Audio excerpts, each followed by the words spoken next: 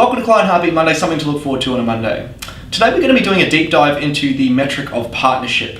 As you may or may not know, in the previous Client Heartbeat Mondays that we've been doing, we've been examining the 4 key metrics that make up the service delivery within your IT company or MSP.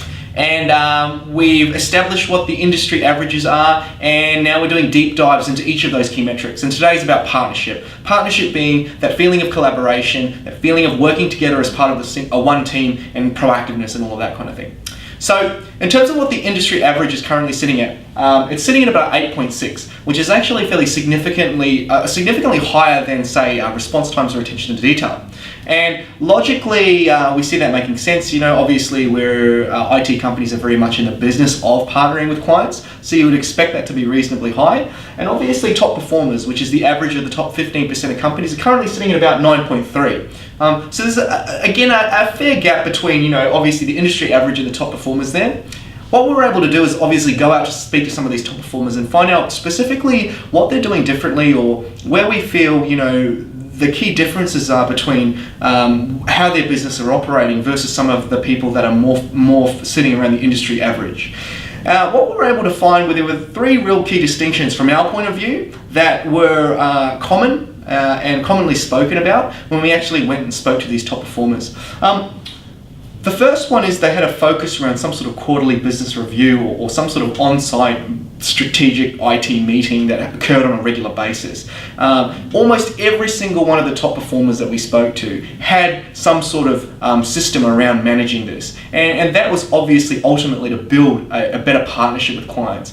Quarterly business reviews encompass things like looking at the strategic direction of the organization or the client and seeing how that's traveling, looking at budgeting, internal improvements, reviewing performance for the previous period. So it's really, really important that if you're not doing them at this point, that you should be, if you're interested in increasing your partnership to best-in-class levels. Another thing that kind of stood out was client reporting. Now, obviously, client reporting, everyone probably has some sort of variation of client reporting, but these companies that were top performers really had invested in making sure that client reporting was, good quality, was easily digestible, and ultimately they really cared about making sure that the customer saw value in the managed services offerings that they were, or the IT service offerings that they were providing. So, client reporting obviously can be done on multiple levels.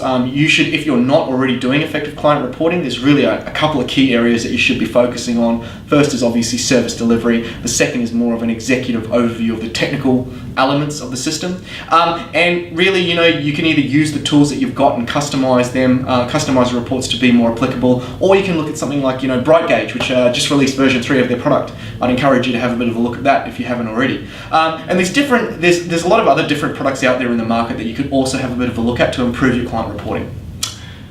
Finally, this was a really interesting one for us. In fact, a lot of the companies that had best-in-class partnership levels were charging more, sometimes significantly more than the ones that were charging the industry average. And that for us was a little bit counterintuitive, but we poked a little bit further into it and we actually found some pretty logical reasoning around that. And it really boiled down to ultimately, if they're charging more, they can commit more resources and more time to make sure that their customers felt loved and to invest in that partnership level with their clients.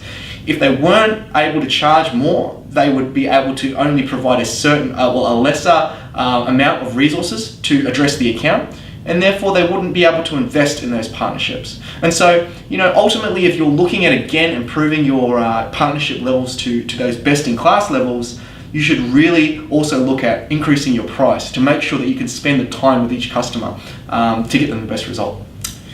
So there you have it, another Client Heartbeat Mondays, this time on partnership. Thanks very much, and I look forward to seeing you again next week.